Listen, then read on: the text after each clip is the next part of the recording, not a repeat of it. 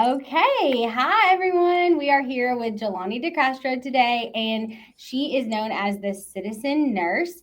And I have the pleasure of knowing this wonderful human being from being on the social media ambassadors group together. And I'm so grateful that our paths crossed. So, with that being said, I want to welcome you to the Rule Breaker studio, and I'm going to hand it over to you to really tell us just about yourself and what you got going on. All right. Well, thank you for having me on here. I'm very excited to be with two amazing nurses. My name is Jelani DeCastro. I have been a registered nurse for going on 25 years now. And, I always tell people like quarter of a century, and it doesn't make me feel really good to say that. So I should stop saying that. It's good and bad. So I started in med surge. I did the traditional route where everyone's like, "Oh, you got to put your time in." Didn't really like med surge, but I learned so many valuable lessons, and I worked in the NICU for a little bit. I loved that. I loved working with the babies, and then fell in love with oncology. And I think a lot of people who go into oncology go into it because perhaps a family member or someone they love. Um, has cancer. And at the time, my dad was diagnosed with cancer. So that's something I wanted to learn more about. And little did I know that, all these years later, I would still be in oncology and working in several facets, like from frontline nurse, research, and most currently leadership in nursing. So, yeah, that's my career. And, I see myself in oncology and leadership. I think in the foreseeable future, it's really something I enjoy doing. And in my journey, I've been really privileged to be part of some great nursing organizations like ANA, AONL, ONS, and that's really allowed me to meet wonderful nurses such as yourselves and become inspired and to hope and dream and want better things for our profession and ultimately to do better for our patients. I have my social media name is Citizen Nurse, and what that really is my online persona, where I talk to nurses about advocacy and how they can get involved in whether it be politics, government, regulations, things like that. And I'm not really I guess I am now a political person. In the past, I was not. But the pandemic really opened my eyes to realizing that nurses have to, like, we don't have a choice. We have to really lead the profession. We can't rely on other people, especially people outside the profession, to lead us, to guide us. Like, it's really up to us because it's a great failing for our patients if we're not taking the lead on how we're able to practice. And that's within the hospital, outside the hospital, and beyond. So mostly my social media focuses on civics and how that pertains to nursing practice. I try to make it fun. I try to make it engaging. I am a AONL social media ambassador, as Alicia mentioned as well. And I really enjoy social media, and I really think that's probably one of the fastest vehicles to reach a large amount of people. And my target audience is really like the younger nurses or people new to the nursing profession, because I wish I had had this knowledge when I was a newer nurse, knowing that we don't need to ask for permission to advocate for our patients, to advocate for our profession outside of our work setting or hospital setting. So it's been a great journey so far. I've met wonderful people. I've been able to travel and speak about advocacy. I've been able to just hear stories about how people are inspired, to share advocacy amongst their colleagues. So it's been great, and I have lots of fun plans for the future, and wanting to inspire more nurses to do it, because ultimately, citizen nurse is all of us, not just me. Like, I think we should all be engaged citizens wherever we are. And not even specific to a country. I spoke to nurses in Kenya, and they started talking about how they wanted to really work together to elevate nursing practice in their country so that they can do better for their patients. So, it's really great connecting with, colleagues and people that want to do more for the nursing profession. Because ultimately, I think, Crystal said this, nurses are going to change the world. And I really firmly believe that. We just have to lock arms, I think, and, we're all in this together, but I really think it's doable. Yeah. I'm so excited to just see what you're doing. I met you through the AONL Fellowship, and I feel like we should have an endorsement for them. There's not a single podcast that we haven't mentioned them so far, but they really are just such a great organization. I've met so many incredible people, and you're one of them, and just inspired to watch your journey. But the question I have just for our audience, the people that are listening, Mm-hmm. it can feel very overwhelming. And I know that your platform is really great to like walk you through what does this even mean. And part of the fellowship, we would go on the Hill and have those conversations, and it becomes a little less intimidating. But where to even start? And how did you get passionate about that? And what would you say is my first step if I'm like really frustrated about something that needs to change? What do I do? Great question. And I think AONL, the fellowship, should should like sponsor this in some way or something. Because I actually remember the day. I think it was maybe our second to the last or the final session where I remember sitting with you in that room, and I told you, and I was kind of scared to tell you, but I was like, I'm going to start a podcast, and you were like, or start something. I was going to start something, with this civics thing in mind and advocacy thing in mind. And that was 2022, and now it's 2024. So it's just a very fulfilling feeling when you actually like do something. But I was even scared to tell you because I'm like, sometimes when you put it out into the universe, it may not happen, but it did. So I felt honestly, because of my respect for you, that I had to do it because I told you and I didn't want to like let you down anyway. It's like a lot of power that's just not real. But I think that's the beautiful thing about when you share like your goal or your idea, like when you share it with someone else, it's like that internal accountability that now you've told someone about it. So now like it's a real thing. Now I really got to do it. And so I think that's probably the power of those words and sharing your plans with somebody else. Oh my gosh. Right. And then I got to come listen to you keynote in Louisville like a month ago. Yeah. Like, and fast forward, look at what happens. And I would never have imagined that this journey would have taken me to, and I'm glad you reminded me, it's Louisville, because Nurse Rosa, who, we all know, I had to hear it from her a couple times before I pronounced it correctly. But yeah, I would never have thought that this journey would have taken me to Kentucky. And it was wonderful to meet the nurses there. But yes, to your question, I think when I started this journey, it was really because I was angry. And if anybody knows me well, I mean, I'm not like an angry person. Nothing, I try to go with the flow and nothing really ruffles my feathers. But with the pandemic, I personally felt like I was at such a low point. And I'm one of those nurses, I mean, for better or worse, where nursing is so much part of my identity. And, just feeling the loss and the confusion and all of that stuff that we were feeling, in the early stages of the pandemic. And I did a lot of soul searching and came to realize, at least from my perspective, that nursing healthcare was in that position because we did it to ourselves. I really felt like, and at the time I was a frontline nursing supervisor in the infusion center.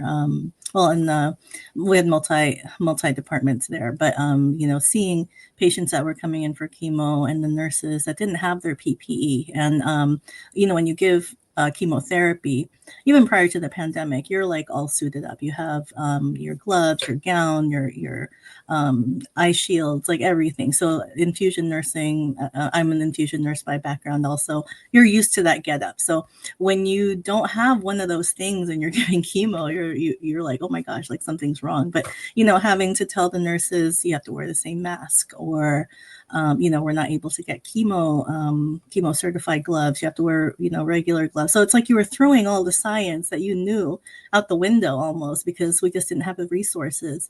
And and being in leadership, kind of playing that middle role, and I know you've both been in leadership, it can be tough because you know what's going on behind the scenes, but you have to make that information palatable to the people that you're working with, that are there with the patients. And you still want to make them feel like it's going to be okay, but inside you're like, oh my god, it's not going to be okay, but it's going to be okay.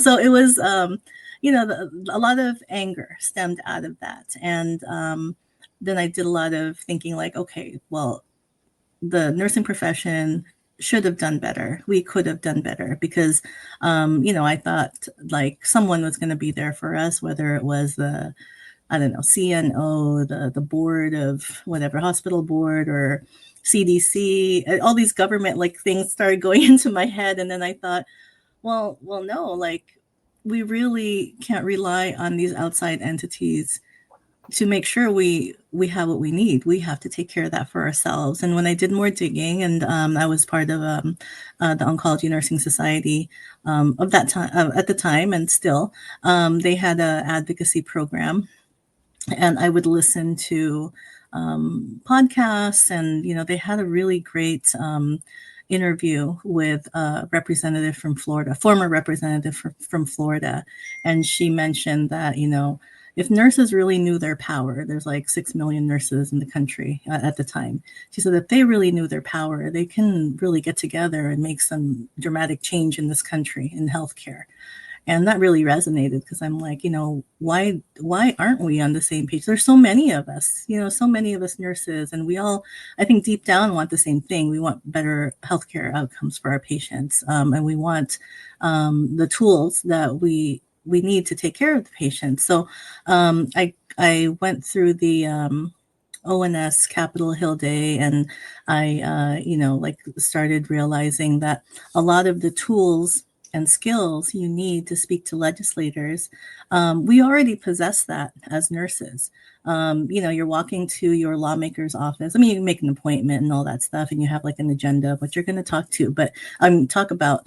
But it's really not far removed from what we do as nurses. Like, think about when you worked on the floor, like you see your list of names. You don't know the person that is first on your list, but you're walking into the room, you're building rapport with them. You have a list of what you want to accomplish with them that day. You set some goals, and then at the end of the day, you follow up with them. It's the same kind of basic structure when you're talking to your lawmakers. You have to have an ask, you have to have a goal, you have to know the issues and be knowledgeable about what your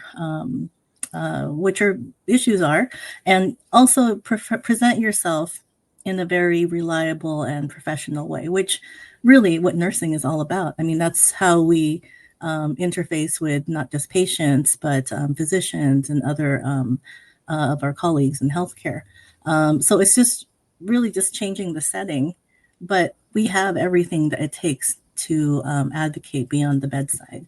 So I don't know if that answers it, but yeah, long-winded answer.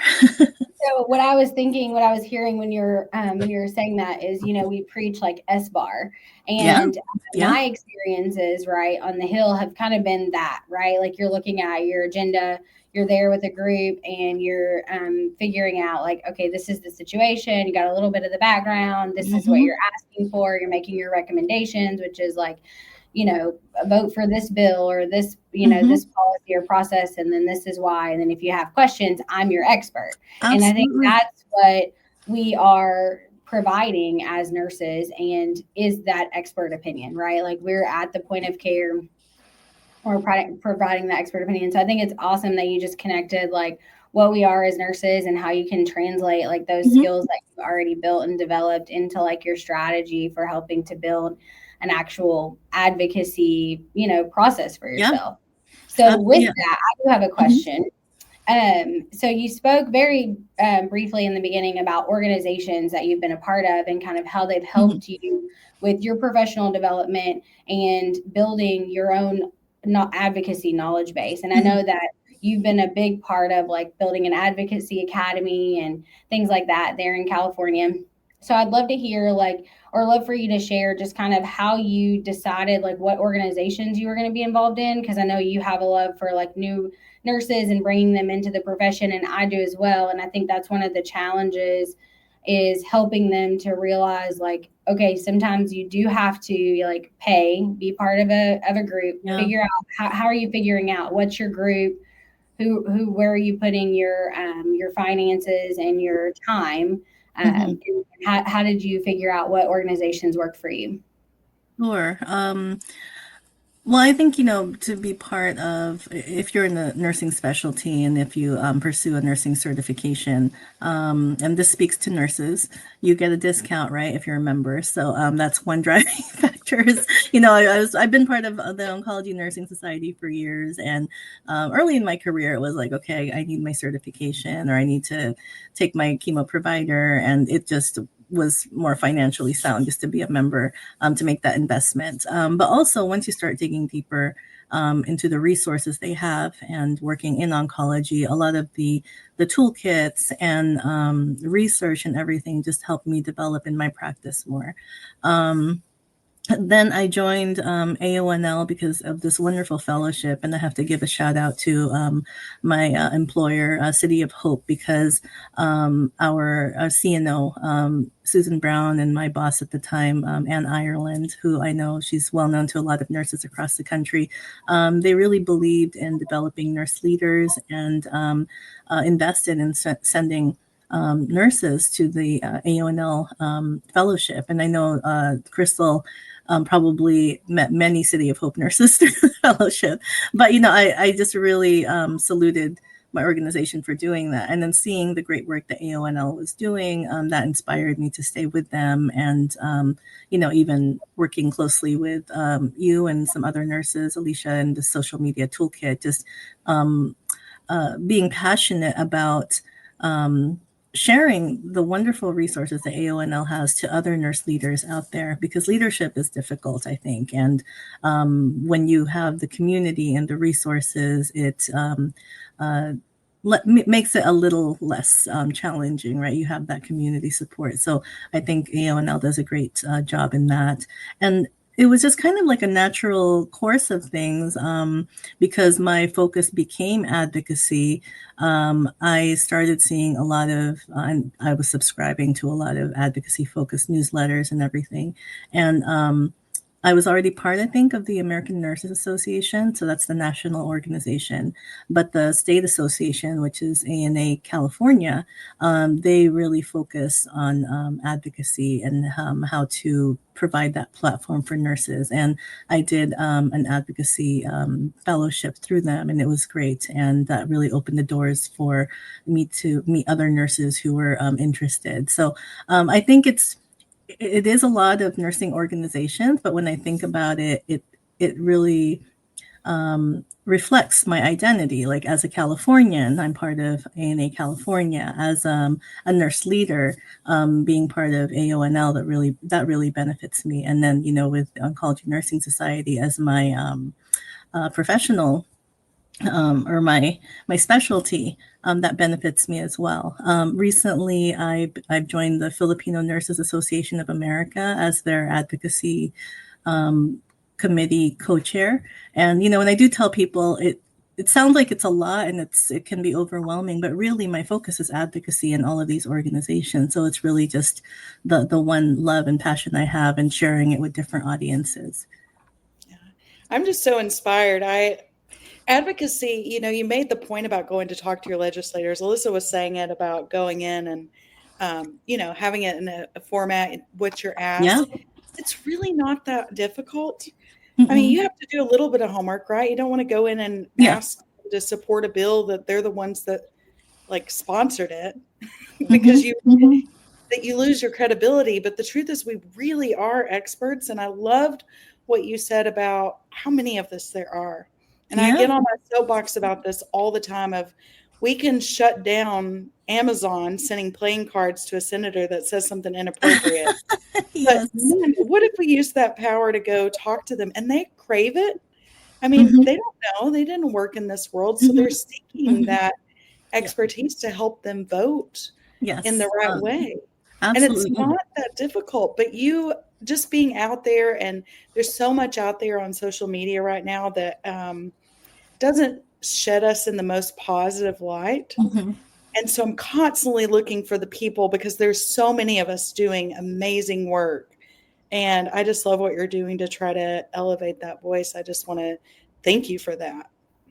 It's fun. I think we're all kind of in the same mindset. Like if it's not fun, like why do it, right? But this is something that I'm passionate about, but I truly, truly enjoy it. And I think an important message to send out there to nurses is it's okay to make positive content out there. I mean, there's a lot of negative content or satirical content, which I also find funny myself, but as an outsider looking in, they're not going to understand, and then that might like shed more negative light on us. But I think it's really important. And this doesn't just relate to social media, but just nursing in a global sense, is that we're not going to fix nursing or healthcare by looking inward.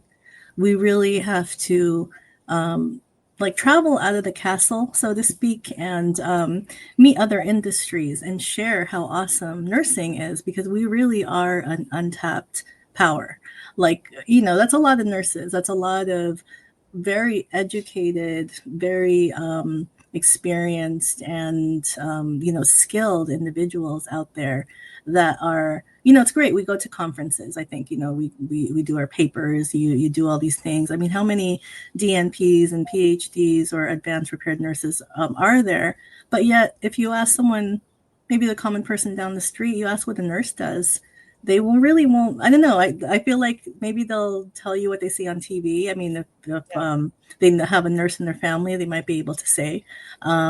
But we really have to go out there and share to the broader audience what nurses can do, what our potential is, and so that we can get involved in those decision making processes outside of our own industry and make impacts that way.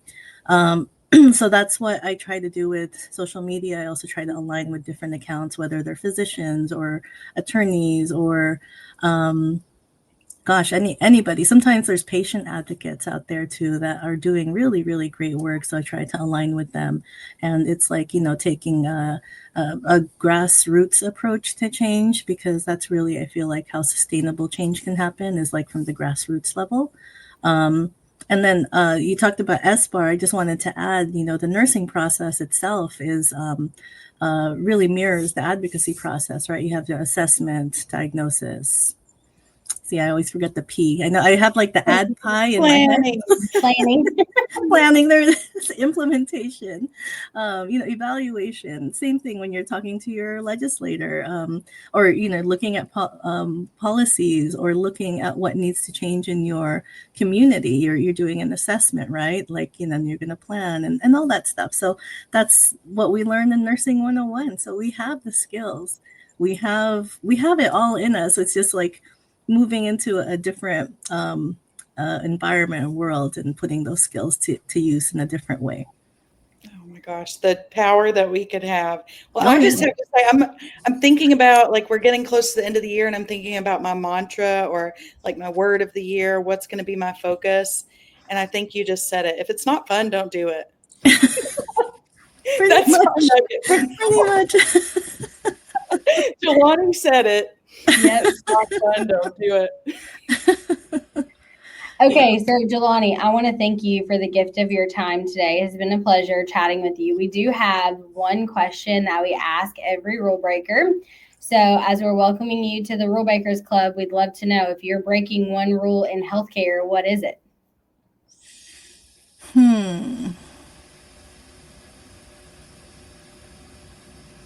Oh, wow. You'll probably have to edit out this long pause I have. I think talk to each other. I feel like different disciplines in healthcare, we interact or interface with each other mostly because maybe we have to through work, or we are in the same circle, but we're talking like shop all the time. But talk to each other, talk to the physicians, talk to the PTs, OTs, everybody that works in that healthcare sphere with you, and get to know them as people. And I had a really valuable lesson in speaking to a laboratorian, and I don't know if I pronounced that right, but he was telling me how in that sphere, in the clinical lab sphere, they don't have really advocates for their profession, and there's a lot of regulations and rules that didn't make sense, but also they weren't empowered enough. So until you talk to each other and learn about what's happening outside of not the role at work, you really don't get to see the bigger picture of what's happening out there in healthcare. So I think by breaking that rule of just kind of staying in your lane and playing it safe, you really will open your eyes to how to see what solutions there are out there to making healthcare better. Nobody making a difference stayed in their lane. Right. Yeah, that's true. That's right. So, if anyone wanted to chat with you about advocacy, about the organizations, kind of how you got involved or anything like that, where can they find you at? I'm on LinkedIn, and I'm also on Instagram. I check my messages on there, although unless you're, it can be a little treacherous going to Instagram messages. But LinkedIn, probably I'll answer that the quickest. Or on my social media. I'm also on TikTok as well. So I make my rounds through the messages and try to answer promptly. Yeah. And what's your is it on LinkedIn? Is it your name? Oh yes, it's something. Yes, LinkedIn, Giliane DeCastro, and then on TikTok and Instagram, it's Citizen Nurse. All one word. Yeah. All right. I recommend following Citizen Nurse because you put out some content there that's just helpful, like little nuggets that you may not see it as super helpful, but for me, I'm like, oh, this is good. This is practical, tangible. You're not speaking way above my head. You're speaking to me in a way that I'm like, oh, I can do that. So thank you. Yeah, and if I may add too, that's another thing too. Like when we teach our patients, we have to meet them where they're at, right? Because otherwise teaching is not effective. And this is information like civics 101. Basically, it's information we all learned in fifth grade or fourth grade, and it's on the internet. But us going into nursing, we're not focusing on that because we're focusing on nursing. So it's just kind of bringing back that knowledge that we had and making it relevant to what you're going through today in your practice and in your communities. Well, thank you again. And we're so excited to have you on the Rule Breakers. Thank you for having me. So exciting. Great. Bye.